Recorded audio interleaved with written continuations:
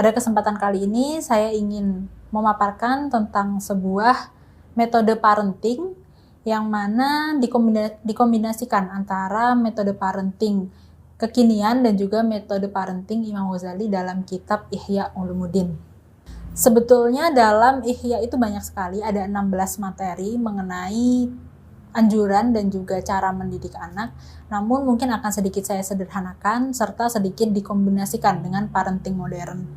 Yang pertama adalah membiasakan kebiasaan baik dan juga melarang kebiasaan buruk, serta kita perlu mengatur jadwal tidurnya anak, kita perlu mengatur jadwal makannya, karena ibaratnya orang yang baru lahir di dunia ini, dia membutuhkan peta, dan peta itu perlu disediakan oleh orang tuanya, supaya anak ini bisa terbiasa melakukan hal-hal yang baik.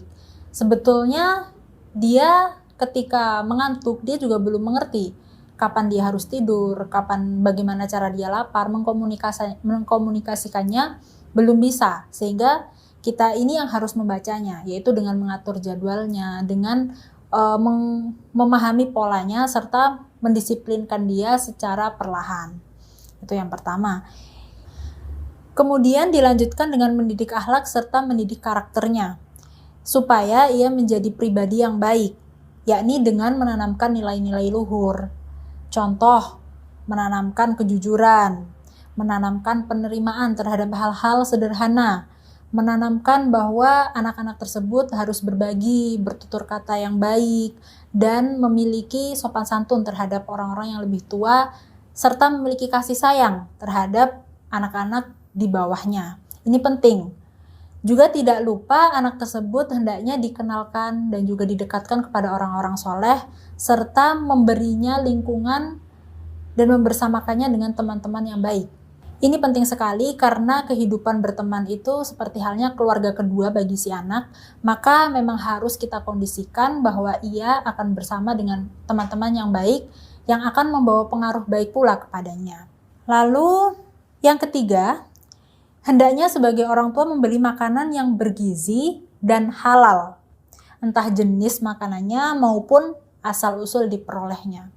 Ini penting sekali karena apa? Karena makanan yang haram, makanan yang tidak halal itu akan menghasilkan hal-hal yang tidak baik terhadap karakternya. Akan menghasilkan dia ini misalnya sulit diatur ataupun menghasilkan hati yang mati. Jika dia terus-menerus diberikan makanan dari rezeki yang tidak halal ataupun makanan yang jenis makanannya sendiri itu tidak halal. Kemudian yang keempat, hendaknya orang tua mendahulukan tarbiyah dan takdib. Mendahulukan mentarbiyah, mendidik karakter serta akhlaknya dibanding taklim ataupun pendidikan intelektualnya. Karena pendidikan intelektual itu bisa dikejar, namun pendidikan karakter dan pendidikan akhlak jika sudah terlanjur buruk itu akan sulit dibenahi.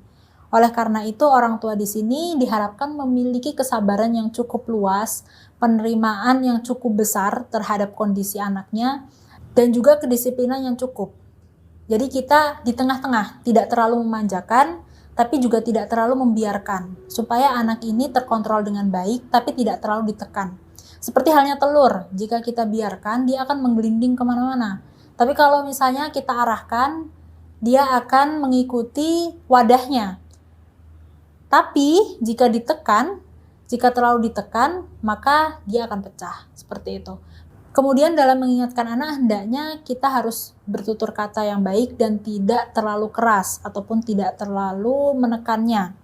Karena mencegah kemungkaran dengan cara yang kasar, dengan cara yang keras, itu akan menyebabkan kemungkaran yang lebih besar. Oleh sebab itu, untuk menjaga si anak ini tidak pecah, ibaratnya telur tidak pecah adalah dengan cara menjaganya, mengarahkannya tapi tidak terlalu menekannya. Jangan sering menghardik anak atau mengomeli anak karena semakin sering dimarahi akan membuat anak meremehkan teguran dan juga ringan melakukan keburukan. Jadi memang segala sesuatunya itu harus terukur, seperti halnya obat. Obat atau nasihat ataupun teguran itu penting bagi seorang anak. Tetapi jika terlalu sering, maka dia itu akan kebal terhadap obat tersebut. Antibiotik ini jika diberikan terlalu sering, maka kita ini akan menciptakan resistensi yang mana resistensi tersebut membuat antibiotik tersebut tidak berfungsi dengan baik. Sama seperti halnya teguran, jika terus-terusan diberikan, kritikan terus-terusan diberikan, itu akan membuat si anak tidak mendengarkan orang tuanya. Maka buatlah batasan-batasan yang masuk akal, yang konsisten, yang rasional, dan juga tantangan yang sekiranya sang anak ini mampu melakukannya. Jangan memberikan tantangan yang terlalu berat, tapi juga jangan tidak memberikan tantangan sehingga dia tidak memiliki motivasi. Jadi pendidik ini perlu keseimbangan. Dalam mendidik kita perlu keseimbangan supaya menghasilkan hal-hal yang baik pula, supaya masalahnya bisa kita ambil dengan baik.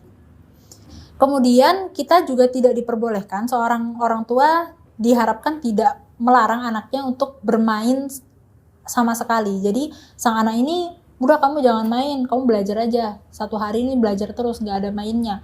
Itu justru akan mematikan minat anak tersebut terhadap pembelajaran, dan seumur hidupnya dia itu akan mencari cara atau mencari kesenangan serta lari dari pembelajaran tersebut. Karena dianggap sebagai sesuatu ataupun sebagai problem. Belajar itu sulit, belajar itu problem, belajar itu menekan, belajar itu tidak enak. Yang akhirnya dia itu tidak mau belajar lagi. Ini akibat dari terlalu menekan dan juga tidak memberikan kesempatan bermain untuk si anak itu sendiri. Imam Ghazali juga menyarankan bahwa seorang anak ketika sudah selesai belajar, orang tua dianjurkan memberikan permainan yang mana permainan tersebut bisa menghibur anak, tetapi tidak membuat anak tersebut lelah dengan permainan itu. Jadi misalnya diberikan sesuatu yang memang dia senangi untuk menjadikan hiburan setelah dia ini belajar.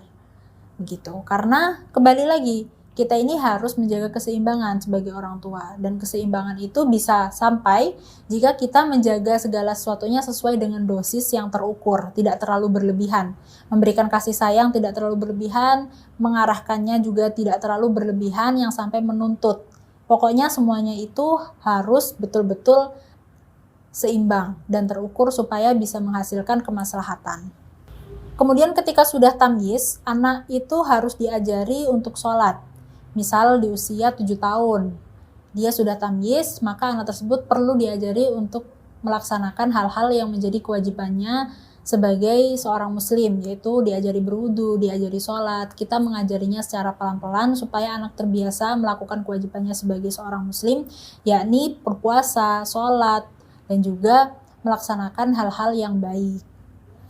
Kalaupun misalnya seorang anak ini memiliki kebiasaan yang buruk, ataupun dia dalam tanda kutip misalnya dia nakal, dia hanya bermain bola seumur hidupnya, semua waktunya digunakan untuk bermain bola, tidak mau belajar, maka dalam Ihya, Imam Ghazali memaparkan sebagian dari lataif riyadhah ataupun pembelajaran yang lembut, itu adalah ketika seorang murid ataupun seorang anak yang suka bermain, tidak suka belajar, suka pada perkara-perkara yang tidak bermanfaat, menghabiskan seluruh waktunya untuk hal-hal yang tidak baik, hendaknya diarahkan kepada hal-hal yang tidak baik tapi lebih ringan. Misalnya, contohnya anak ini suka bermain bola, semua waktunya dihabiskan untuk bermain bola, dia tidak mau belajar. Orang tua ini dianjurkan untuk mengalihkan kesukaannya dari bermain bola terhadap hal-hal yang lebih ringan dari bermain bola meskipun sama buruknya. Misalnya, dianjurkan untuk mengalihkannya, memberikan baju yang bagus supaya anak ini merasa tidak bisa mengotori baju itu. Nah, akhirnya anak ini berhenti bermain bola, tetapi dia memiliki kecenderungan untuk menyukai baju bagus.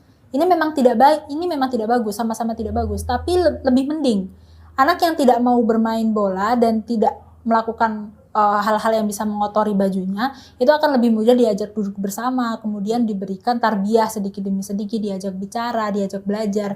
Ini adalah cara pelan-pelan, supaya apa? Supaya kebiasaan itu bisa berangsur hilang dan dia mau untuk belajar.